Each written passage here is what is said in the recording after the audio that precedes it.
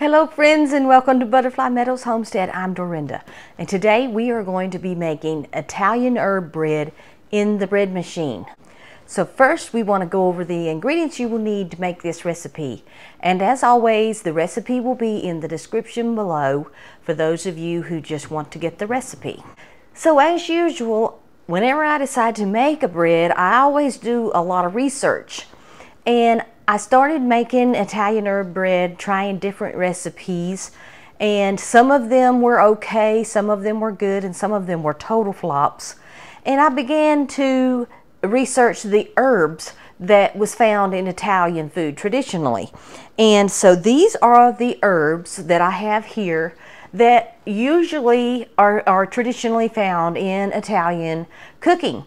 And if all of these different herbs is a little daunting to you, don't worry. You don't have to use these to make this bread. You can use this same recipe, buy yourself a container of Italian herb seasoning, and use that instead for your seasonings.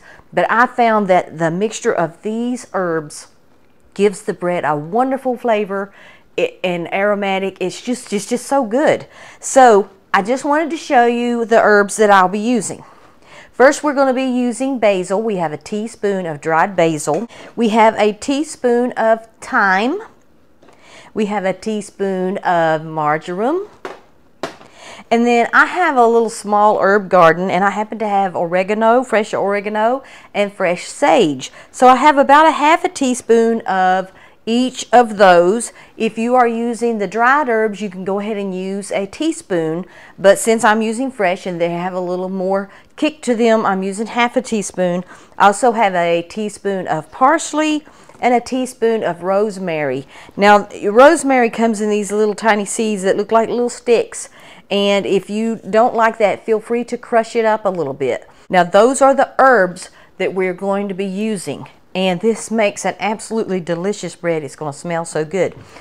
Also, the bread that I'm making is what you would call an enriched bread. And let me talk a little bit about enrichment in bread. Now, normally the recipe that I use uses 3 cups of flour and 1 1/3 cup of liquid. Now, if you just wanted to make this bread without the enrichments, you could use 1 1/3 cup of water. But I'm making an enriched bread because I found the herbs, especially the dried herbs, I guess that's what's doing it, tends to make the bread a little dry, and enrichments will help your bread be richer and moisture. So what I'm using here is about 1/3 of a cup of applesauce. You won't be able to taste the applesauce, but it will add moisture and a richness to your bread. And I'm also using 1 large egg. I also have 3 tablespoons of sugar, and I have 3 tablespoons of canola oil.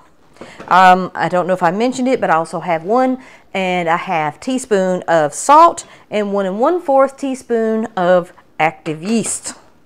So I want to show you, if you want to make an enriched bread, let's say you have a recipe that you love, but it calls for 1 1/3 cup or whatever amount of water or some other liquid, and you want to add something. Here's what you do. So I'm going to take my approximate, it's not exactly 1/3 of a cup, but I have about 1/3 of a cup of applesauce. I'm going to put it into my measuring cup. And then I'm going to go ahead and add my egg. Now, we all know that eggs come in different sizes. So a large egg, a small egg, a jumbo egg, you know, they're all different sizes. So normally an egg is about, I want to say 1/3 of a cup. I'm going to pour it in here to see. It may be, it's not quite 1/3 of a cup. An egg is not, this egg is not. But I'm going to go ahead and put that in there as well. Now, what I'm going to do, I'm going to use milk instead of water because that also adds an enrichment, is I have my 1 1/3 mark marked here with a dark marker, so hopefully you can see that. I'm just going to finish filling it up to 1 1/3 with the milk.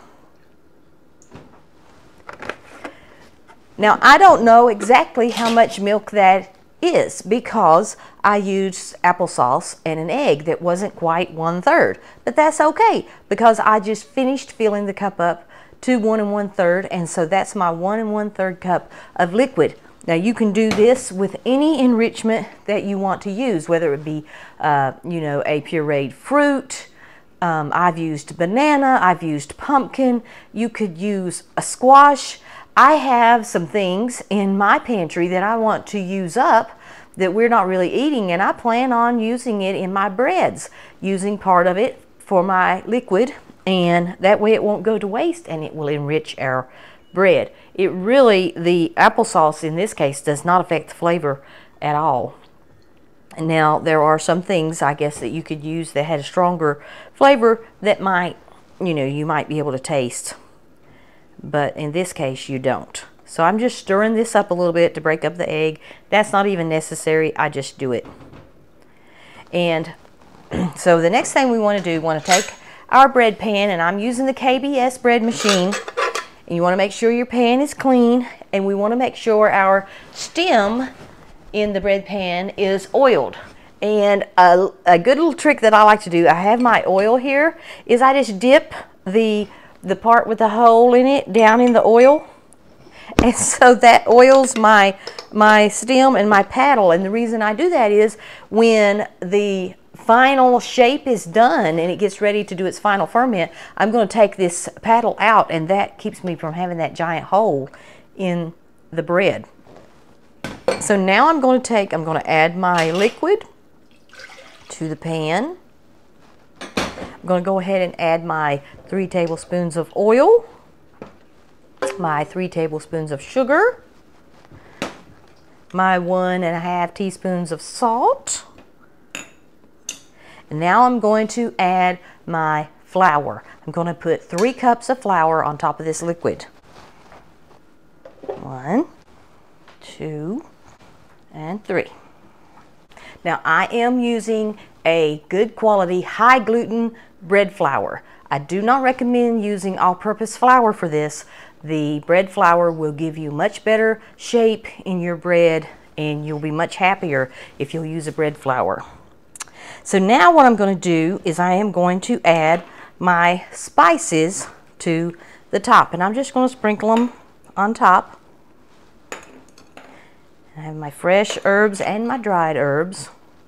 I would love to have all of these herbs growing in my herb garden so I could use them all fresh, but I don't have all of those in my herb garden right now. So I have all my herbs, and then I have 2 1/4 teaspoon of active yeast, and we're just going to add that on top as well. So now I'm going to put the pan in the bread machine, and I'm going to bring the camera down here where you can see as I set the machine and turn it on. Okay, so we are going to put this on the #1 soft bread setting on the KBS machine. It's setting #1, and whatever white bread, soft bread setting you have will work. We're going to do a 2-pound loaf, and we are going to do a light crust, and you could definitely use darker crust if you want. I just found that the darker crust tends to make a drier bread, and I like the light crust. And it's going to take 3 hours and 16 minutes, and we are going to hit start. And of course we want to look in, and if we need to add any liquid or any flour, we'll do so after a couple of minutes if it's mixing, if it looks too dry or too wet. I always like to scrape the sides down, especially with these herbs. They tend to stick to the side. So I always like to take a spatula and scrape them down. So I am very happy with how this looks so far. It will form a better ball as it mixes. It's only been mixing for 2 minutes, but I'm happy with the amount of moisture. And so we're just going to close the lid, and we will come back when it's time to take the paddle out.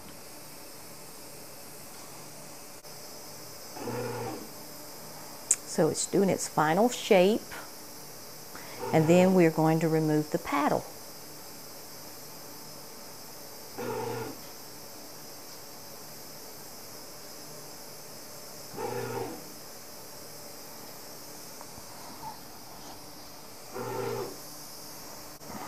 Okay, so that's all it does, and I'm just going to reach in here and get the paddle out. Sometimes you have to like turn it a little bit.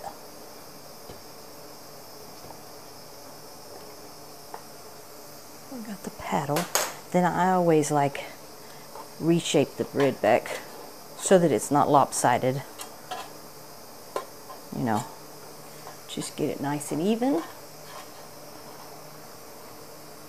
And now it's going to do its final rise, and then it'll bake. So our bread is about ready to come out. It has risen really, really high, much higher than I like. I don't know why that has been happening to me lately. I don't know if there's a change in the barometer or what, but I use the same process, the same recipe, same ingredients, and my bread has just been rising really high. So I guess I need to maybe cut back on my yeast. So as you can see, it rose up and touched the lid. Hopefully you can see that. I don't like it when that happens because the heat cannot circulate all the way around the loaf when that happens. And it also kind of makes the bread have this mushroom-like top, which I don't really like. But it happens, and the bread is still delicious. But usually also it'll sink a little bit on top when it cools, and that's because the heat couldn't circulate to bake that very top piece like it would if it had been a normal height. But it is beautiful and it smells delicious. Let's get it out of the pan, and when it cools off, we'll slice it up.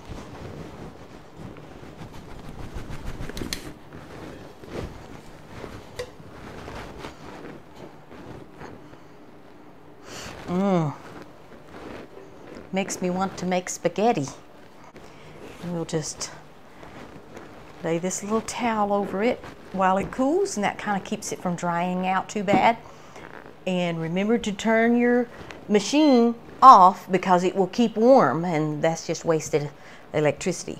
And we'll be back in a few minutes to slice this up. Okay, so our bread has cooled and it is ready to slice, and it is just so beautiful.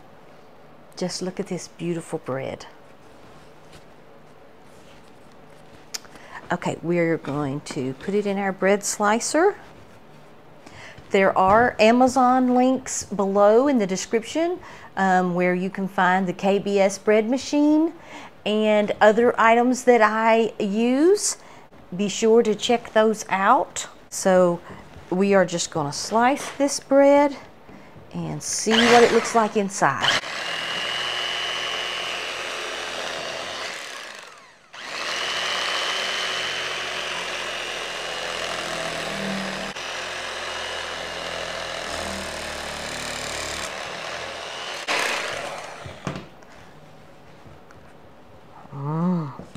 It smells so good. So hopefully you can see